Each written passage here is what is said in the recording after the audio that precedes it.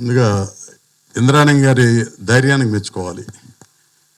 ఇంద్రాణి గారు అమెరికా నుంచి అందెల రవమిది అనే ఒక క్లాసికల్ టైటిల్తో బహుశా అందరికీ అర్థం కాకుండా కూడా ఉండొచ్చు ఇప్పుడున్న ఆడియన్స్ని దృష్టిలో పెట్టుకుంటే.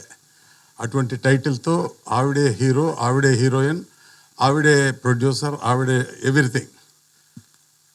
ఆవిడ ఒక గొప్ప ఆర్ట్ సినిమాని తీసుకొచ్చి ప్రేక్షకుల ముందుకు ఎప్పుడో విశ్వనాథ్ గారి టైంలోనూ బాగా పూర్వం మా చిన్నతనంలో నవరంగ్ అనే సినిమా, జనక్ జనక్ పాయల్ బాజే, అలాంటి గొప్ప గొప్ప సినిమాలు మేము చిన్నప్పుడు చూసాం ఆ సినిమాలు. అలా ఆ తర్వాత విశ్వనాథ్ గారు తీశారు. ఆ సినిమాల ఇన్స్పిరేషన్తో ఎందుకో తెలియకుండా స్లోగా కమర్షియల్ వైపుకి వచ్చేసింది ఇండస్ట్రీ.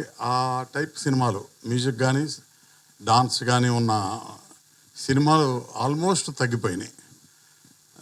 ఇప్పుడు కొంచెం కిక్ ఎక్కువ ఇచ్చే పాటలు ఉంటే బాగా చూస్తున్నారనో ఆయనకి తెలియాలి. ఇప్పుడున్న మ్యూజిక్ ఏంటి అనేది ఆదిత్య వాళ్ళకి తెలియాలి.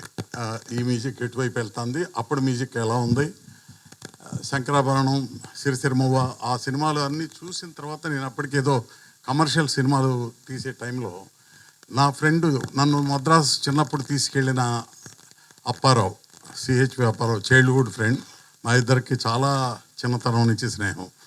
అతను మొదటి నుంచి మ్యూజిక్ని బాగా అబ్జర్వ్ చేస్తా అతనే పాడుతూ కూడా ఉండేవాడు. అతను నన్ను అన్ఎక్స్పెక్టెడ్గా ఫోర్స్డ్గా సినిమాలంటే ఇంట్రెస్ట్ ఉన్నా సినిమా ఫీల్డ్లోకి వెళ్దామనే ఇంట్రెస్ట్ లేని టైంలో నన్ను ఫోర్స్డ్గా అతని మ్యారేజ్కి హనీమూన్ వెళ్తా ఉంటే వాళ్ళిద్దరితో పాటు నన్ను కూడా తీసుకెళ్ళాడు మద్రాసుకి. అలా సుమారుగా 25 years మద్రాసులో ఉన్నాం. ఆ టైంలో ఎందుకో కొన్ని సినిమాలు నేను తీసి మంచియో చెడ్డయో కమర్షియల్ సినిమాలు తీశాను. తీసిన తర్వాత ఒక టైంలో వచ్చి మనం ఇద్దరం కలిసి విశ్వనాథ్ గారితో సినిమా తీస్తే బాగుంటుంది అని అప్పారావు కోరిక వెలిబుచ్చాడు. విశ్వనాథ్ గారితో సినిమా అంటే ఎలా ఉంటుంది ఏంటో తెలీదు, అంత గొప్పగా తీసిన తర్వాత కానీ తెలియదు ఆయన సినిమా ఎంత గొప్పది అని. ఎందుకంటే నేను శంకరాభరణం థియేటర్లో చూసినప్పుడు, మద్రాసులో చూసినప్పుడు ఒక రియాక్షన్ ఉంది, విజయవాడ అప్సరా థియేటర్లో చూసినప్పుడు ఒక రియాక్షన్ ఉంది. సినిమా చూస్తా మధ్యలోనే 2-3 సందర్భాల్లో ఆడియన్స్ సీట్లోంచి లేచి స్టాండింగ్ ఓవేషన్ అంటారే అది జరిగింది శంకరాభరణం చూసి. అప్పుడు గూస్ బంప్స్, ఇప్పుడు కూడా అది తలుచుకుంటా అంటే గూస్ బంప్స్ అసలు అటువంటి సినిమాలు ఇప్పుడు రావట్లేదు. అయితే మా అప్పారావు అట్లా మనం కూడా సినిమా తీయాలి అని నా దగ్గరకు వచ్చి ఎక్స్ప్రెస్ చేసి, నీకెందుకు ఏదో మేము పెడుతున్నాం కదా అంటే, కాదు చేయాల్సిందే, మన ఇద్దరం చేద్దాం, నీకు సినిమా ప్రొడక్షన్ తెలుసు, నాకు సంగీతం కథ వాటి మీద నాకు కొంత అవగాహన ఉంది, చేద్దాం అన్నాడు. అప్పుడు విశ్వనాథ్ గారితో మా మద్రాసులో ఉన్నప్పుడే పరిచయం ఉంది కాబట్టి అప్పటికే ప్రొడ్యూసర్గా ఎస్టాబ్లిష్ అయ్యాను. ఇద్దరం కలిసి వెళ్ళి అడిగినప్పుడు ఆయన చెప్పింది కూడా ఇదే, ఇటువంటి సినిమాలు కొంచెం రిస్క్ ఎక్కువ కదా, మీకు పర్వాలేదా అన్నాడు. అప్పుడు మేము బాగా కుర్రాళ్ళు, చాలా చిన్న కుర్రాళ్ళు, ఒకసారి రెడ్డి గారి కన్నా చిన్నాళ్ళు అయి ఉంటుంది. సో అంటే పర్వాలేదండి, మాకు ఎలాంటి పిక్చర్ అయినా పర్వాలేదు అని అన్న తర్వాత ఇక స్టోరీ సిట్టింగ్స్ అవి జరుగుతున్నాయి. మీకేం బోర్ కొట్టట్లేదు కదా. సో స్టోరీ సిట్టింగ్స్ జరుగుతూ ఉండగా మేము ఈ సబ్జెక్ట్కి ఇళయరాజా బాగుంటుంది అన్నాం. అప్పటికి ఆయన కేవి మహాదేవన్ గారితో జర్నీ చేస్తున్నారు. ఇళయరాజా మీ టైప్ యూత్ ఫిల్మ్స్ అట్లాంటివి అంటే, అప్పటికి నేను అభిలాష, ఛాలెంజీరా ఇలాంటి సినిమాలు చేస్తున్నా 87, 88 ఆ టైంలో.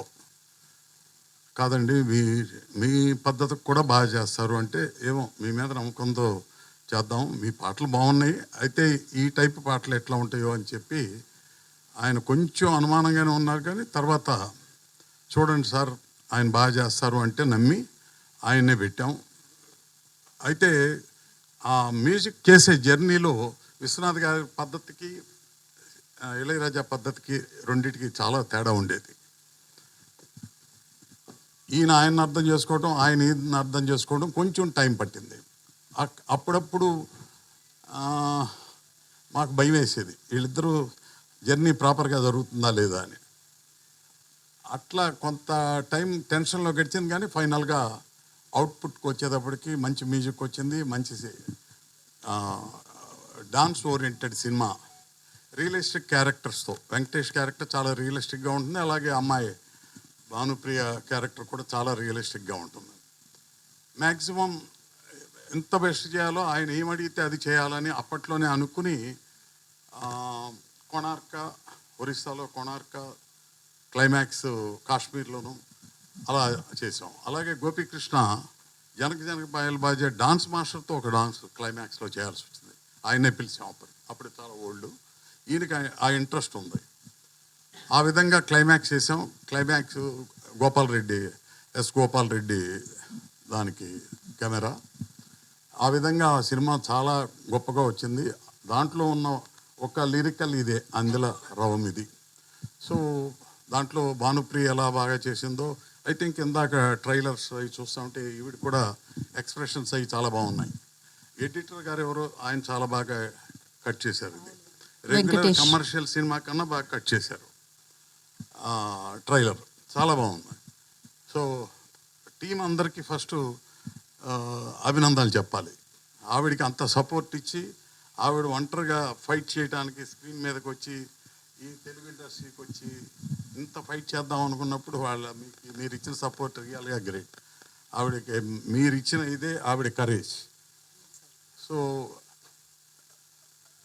అయితే ఇప్పుడు చిన్న సినిమాలు కానీ పెద్ద సినిమాలు ఎలాగో ఆల్మోస్ట్ డెడ్ పొజిషన్లోకి వచ్చినాయి. సినిమా ఇండస్ట్రీ డెడ్ పొజిషన్లోకి వచ్చింది నా ఉద్దేశంలో. ఆ టైంలో మీరు ఇటువంటి మ్యూజికల్ సినిమాని, ఇంత డాన్స్ ఓరియంటెడ్ సినిమాని తీసుకొచ్చి మళ్ళీ ఈ సినిమాని బతికిద్దామని అమెరికా నుంచి రావటం నిజంగా గ్రేట్. Hats off.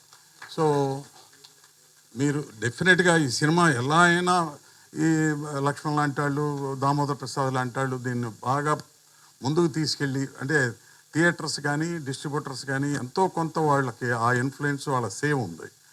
చేయగలిగితే ఈ సినిమా ప్రజల్లోకి వెళ్తుంది. సోషల్ మీడియాని ఈ 10 రోజులు ఉందేమో, 10 రోజులు కూడా లేదు. ఈ 10 రోజులు సోషల్ మీడియాలో ఈ ప్రెస్ అంతా కలిసి ఎంత బాగా ముందుకు తీసుకెళ్తే అంత మంచిది ఈ సినిమాకి. ఎందుకంటే మళ్ళీ కల్చరు, మళ్ళీ మంచి డాన్సు, మంచి సంగీతం, మంచి లిరిక్, మంచి స్టోరీ ఉండే సినిమాలు కావాలి. ఇప్పుడు వచ్చే సినిమాల గురించి నేను విమర్శించడం కాదు, కానీ కమర్షియల్గా ఇన్ని 100 కోట్లు ఖర్చు పెట్టేటప్పుడు తప్పదు.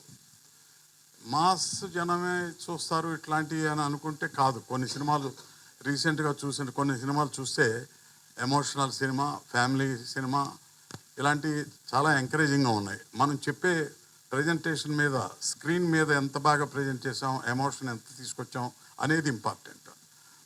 బహుశా ఈ ట్రైలర్ చూస్తే ఆవిడ పర్ఫార్మెన్స్ కానీ, డాన్సే కాదు పర్ఫార్మెన్స్ కూడా చాలా బాగా చేసినట్టుగా అనిపించింది. సో ఈ పిక్చర్ని మీరందరూ కలిసి, ఆయన ఎక్స్పీరియన్స్ మీరందరూ దాన్ని ఎలా ముందుకు తీసుకెళ్ళగలరో. మరి నేనైతే హెల్ప్లెస్గా అలా చూస్తున్నా. ఏంటి మనం సినిమా ఫీల్డ్లో పుట్టి పెరిగి బతికి ఇన్ని చేసాం, ఇప్పుడు చూస్తుంటే అంత డిజపీర్ అయిపోతుందేమో, మన ఎదురుగుండా వ్యానిష్ అవుతుందేమో అనే ఫీలింగ్లో వచ్చాం. ఆ టైంలో మీరు వచ్చారు, ఇంత కలర్ఫుల్గా, ఇంత డాన్స్, ఇంత దీంతో విత్ కరేజ్తో. కాబట్టి ఈ పిక్చర్ ఎట్టి పరిస్థితుల్లో సక్సెస్ చేయాల్సిన బాధ్యత ఆడియన్స్తో పాటు మీ అందరికీ వాళ్ళ దగ్గరికి తీసుకెళ్లాల్సిన బాధ్యత ఉంది మనందరికీ. సో నేను నా వరకు ఏముంది, 2 మంచి మాటలు చెప్పగలను, ఇంతకన్నా చేయలేదు. మీ దగ్గర కొంత మీడియా ఉంది, థియేటర్స్ ఉన్నాయి, ఒక పవర్ ఉంది మా దామోదర్కి వాళ్ళకి. కాబట్టి డిస్ట్రిబ్యూటర్స్ కూర్చోబెట్టి చేయండి ఇలాంటి సినిమాలు, వీటిని బాగుండాలి, ఇవి బాగా బతకాలి అని చెప్పగలిగే కెపాసిటీ ఉంది. మేము చెప్తే ఇప్పుడు వాళ్ళు వినే పరిస్థితిలో లేరు. అందుచేత ఈ పిక్చర్ని, ఇట్లాంటి పిక్చర్లని, ఈ పిక్చరే కాదు రేపు ఇంకా తీయండి. చిన్న పిక్చర్లు తీయటానికి మీరు ఇది సక్సెస్ అవుతుంది. ఇంకా నంబర్ ఆఫ్ పిక్చర్లు, చిన్న పిక్చర్లు చేయండి. మీరే, అంటే మీరు నిర్మాతగా చెప్తున్నా, నేను నిర్మాతను కాబట్టి మీరు కంపల్సరీగా ఉండాలని కూడా అక్కర్లా. మంచి కథ తీసుకురండి, మంచి డైరెక్టర్సు, టెక్నీషియన్స్ పెట్టి మంచి సినిమాలు తీయండి. డెఫినెట్గా మంచి ప్రొడ్యూసర్ అవ్వండి. వీలైతే ఇక్కడే ఉండటానికి ట్రై చేయండి. మాట్లాడితే అమెరికా ఇక్కడ వెళ్ళటం కన్నా బెటర్ ఏంటంటే మీరు ఇక్కడే ఉండి సినిమాలు తీయండి. ఎందుకంటే మేము సినిమాలు తీయటం మానేస్తున్నాం స్లోగా. అంటే మా వయసు అయిపోయి కాదు, అక్కడ సినిమాకి దమ్ము లేక, ఆడియన్స్ చూసే ఇది లేక, ఓటీటీ అనే ఇప్పుడు ఆయన వచ్చారు కదా అమెజాన్, క్షమించాలి మీరు ఉన్నారు కాబట్టి ఇంకా జరుగుతుంది, కానీ మీరందరూ రాబట్టే సినిమా ఇండస్ట్రీ స్లోగా డిసప్పీర్ అవుతుంది. టీవీ కానీ, అమెజాన్ కానీ, ఓటీటీ కానీ, వీటి వలన సినిమా ఇండస్ట్రీ డిసప్పీర్ అవుతుంది. మా లేడీస్ అందరూ వీళ్ళందరూ ఇంట్లో కూర్చొని బ్రహ్మాండంగా టీవీ దగ్గర కూర్చొని స్క్రీన్ మీద చూసి, హోమ్ థియేటర్లో చూసి సినిమా అక్కడే ఎంజాయ్ చేస్తున్నారు, థియేటర్కి రావట్లా. సో లేడీస్ కంప్లీట్ మానేశారు. కాబట్టి మీరు అది ఉద్యమంలాగా తీసుకొచ్చి లేడీస్ వచ్చేటట్టు చేసి, లేడీస్కి కావాల్సిన సినిమాలు తీసి, మరి అందరికీ డాన్సులు అయ్యి ఇంట్రెస్ట్ ఉందో లేదో, వేరే వాళ్ళకి కావాల్సినవి ఏదో అవి తీసుకొచ్చి, పైగా మీ ట్రంప్ రాజ్యంలో ఇంకా రకరకాల లేడీస్కి చాలా మంచిది ఉంది. మీకు అక్కడ కొంచెం రెస్ట్లెస్గా ఉంటే మీరు ఇక్కడికి రండి, ట్రంప్ ఎఫెక్ట్ ఎక్కువ ఉంది. సో మీరు ఖచ్చితంగా సక్సెస్ఫుల్గా మంచి సినిమాలు తీయండి. దామోదర్ ప్రసాద్, నా రిక్వెస్ట్ ఏంటంటే, ఇక్కడున్న ప్రభుత్వాన్ని, అక్కడున్న ప్రభుత్వాన్ని చిన్న సినిమాలకి ఒకప్పుడు సబ్సిడీ ఇవ్వటం, ప్రోత్సహించటం, వాటికి నంది అవార్డులు ఇవ్వటం, లేకపోతే గద్దర్ అవార్డులు ఇవ్వటం, ఇవన్నీ చేశారు. ఆవిడకి ఇప్పటికే 11 అవార్డులు వచ్చినాయి.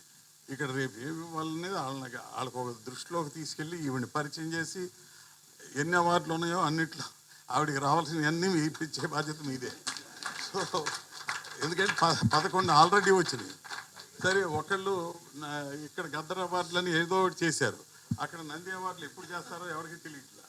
మీరు దయచేసి అక్కడికి వెళ్ళి కూర్చొని ఎప్పుడు పెడతారని చెప్పండి. మనం కూడా ప్రజలకు కావాలన్నీ ఇస్తున్నారు. వాళ్ళు ఏది కావాలంటే అది ఇన్సెంటివ్ ఇస్తున్నారు.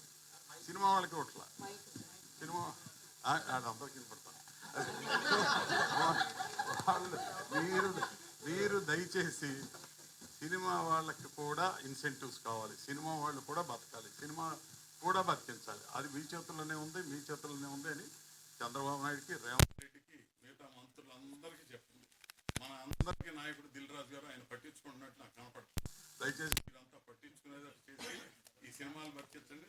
దానికి ముందు కంకణం కట్టుకుంది ఈవిడ, మీరు వెళ్ళండి. ఆవిడ ముందు ఫ్రంట్ వారియర్ లాగా ఫైట్ చేస్తుంది. Thank you all. Thank you. All the best. God bless you. Thank you, Ramarao garu. Thank you so much.